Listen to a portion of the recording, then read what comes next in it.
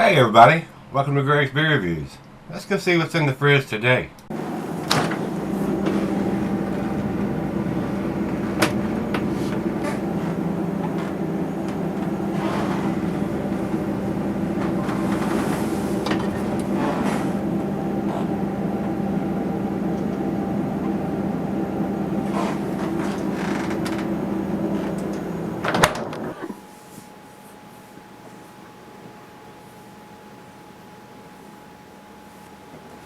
Hey everybody, welcome to Gregsbeerreviews today. Thanks so much for stopping by. I really do appreciate it. Guys, today's beer, Hopslam 2022. Guys, there was a time in my life and when I was getting into craft beers and first started doing reviews, that I would have stood in line for probably several hours to get my hands on this beer. It had a cult following at one time, and it was probably the tastiest beer, one of the tastiest, I won't say the tastiest, but one of the tastiest beers when it first came out and exploded into the craft beer scene that we have today. And some people will say it's dying. I don't think it is. I think they're doing okay. So the good beers are surviving, and the ones that aren't so good maybe be falling by the wayside. Maybe not by necessarily bad tastes of the beer or anything. Could be management, could be a whole lot of things that makes a business successful, and breweries are no exception to that. So it's a total package trying to succeed in business, because I've been there and I've done that. So thank for Hopslam here, guys. Like I said, when it came out, I mean, it was awesome. World class cult. Couldn't get your hands on it. When we did get it here, they limited you to a can or a 4-pack or whatever. You had to jump through hoops and bells and whistles to get your hands on it. It's not so much that, but it's still not a cheap beer to buy. But you got to realize it's a 10%er on top of that, so it costs a little bit more. And plus, with all the history and people trying to get their hands on it have drove the price of this beer up over the years. So it's what it is. We created that monster, and that's where we're at with it. Anyway, Bell's Brewery Hopslam 2022. All you guys have seen this. I'm sure anybody's been drinking this, and if you're not, this is a double IPA brewed with honey, and it's a very tasty beer, guys. I'm not going to take that away from it. It is a very, very tasty beer. And like I said, at one time, I probably thought it was one of the best ones out there. So we'll see if the 2022 edition still impresses me as much as it was the first time I had it. I don't think it's going to be quite as good, but again, you got to grade it for what it is. It's not claiming to be a New England style or anything. It's a double IPA brewed with honey. So it's not a New England style. So try to remember that when you're grading. I mean, it's not going to taste like a Treehouse King Julius or anything like that. It's not going to happen. So just bear with what you're drinking there. I mean, you're not going to get that, and don't expect that. We're not turning water into wine here. So anyway, let's jump over to Untapped. 65 IBUs according to them, and I'm going to go over this description quickly because it's rather long. 6 different hop varieties added to the brew, massive hop additions to Simcoe. Bell's Hopslam possesses the most complex hopping schedule in the Bell's repertoire. Pacific Northwest hops, pungent blend of grapefruit, stone fruit, and floral notes, nice malt bill, and honey.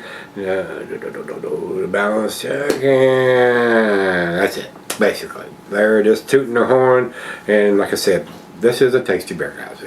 Can't take it away. It is. Is it world class?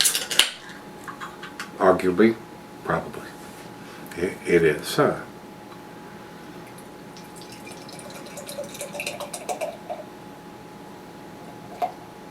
And I poured that fairly aggressive and didn't do too much on that. So the swirly swirl, that'll kick that up a finger or so.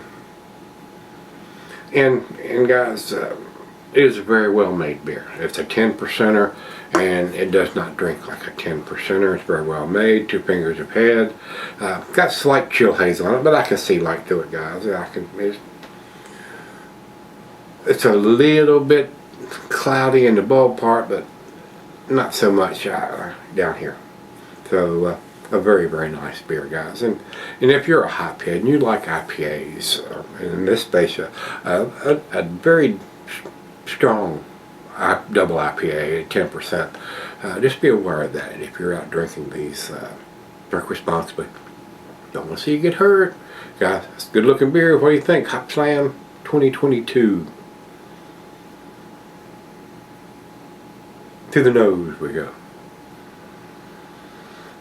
It's nice, guys. I mean, if you're expecting an off-the-chain aroma like some of the other style, we will say, has, yeah, but it's decent. It's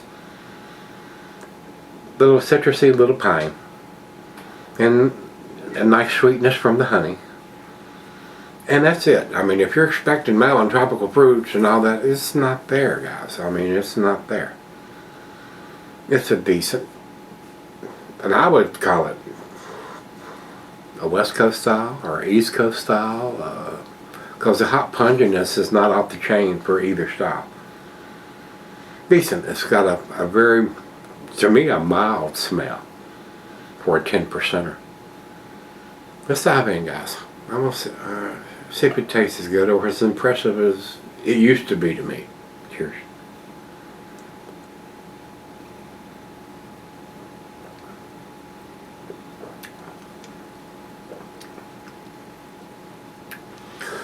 The biggest attraction to this is it is very, very balanced. It is super smooth and easy to drink for 10%. It drinks like a 5, 6, 7% beer, guys, and it's a 10%. Super smooth. Be super sneaky sleeper beer if you're drinking these out and trying to function after you've had a couple of these. So just remember that this is a big beer. So, and it's super well made to be this easy to drink and super smooth to drink.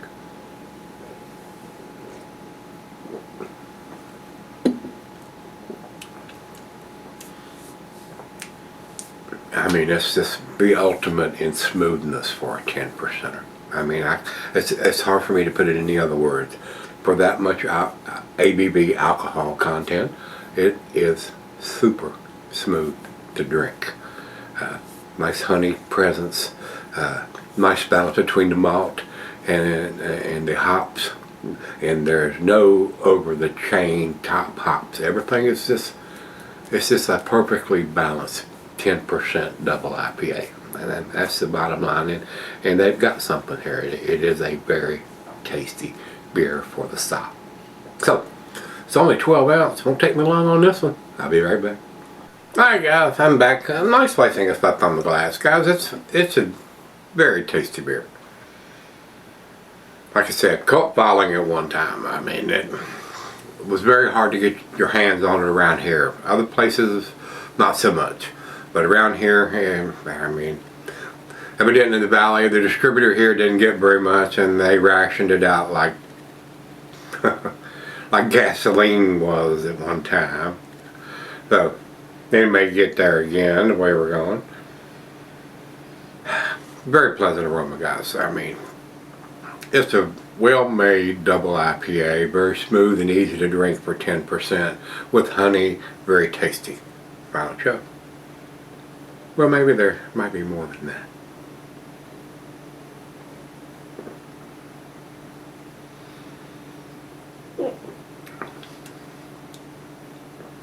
I mean, it's all around balanced, so easy and smooth and to drink. It's very pleasant. Guys, if you say it's a 10 beer, I would not argue with that one bit. At one time, I would have argued that it was. Now we're going to do the final chug.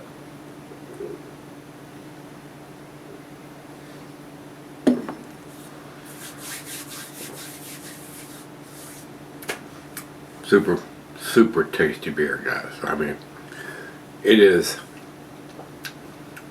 probably one of the best made 10%. I'm gonna say West Coast style to differentiate it. It could be an East Coast style, and these guys were in Kalamazoo, Michigan, so Midwest style. So I mean, whatever style doesn't really matter. It's all personal preference and personal taste, and that's why there's so many different beers in this world, because everybody likes something different, and there's a lot of people like the same thing, but I like to try different things myself. So, but of course, all you guys say, well, he drinks IPAs all the time. Yeah, I can. Decent argument there, no doubt, because I do. It's my favorite style, no doubt. I drink more IPAs than anything else, because I'm a hophead. I like that hop taste. Anyway, guys, 2022 Hopslam, worth picking up. It's worth picking up, especially if you've never had it. If you've never had it, definitely. 2022 edition to me, guys, seems tasty. Seems to be a solid A, 95 to me. And like I said, if you say it's 100, would not argue with it. Beer Advocate has it at 98, so they're giving it a better grade, and I could give it that. It's all subjective. Untapped says it's 4.3, and that's in their solid A category, and that's about where I'm at. Not blowing me away like it would have at one time. I think there are tastier beers than this, but for what it is and how long this has been produced, it's definitely one to pick up if you've never had it, and if you have, pick it up again, see if you still like it. That's what I did. So if you've had the 2022 edition of Hopslam from Brewery, let me know what you think. Till we meet again, let's go see what's in the fridge.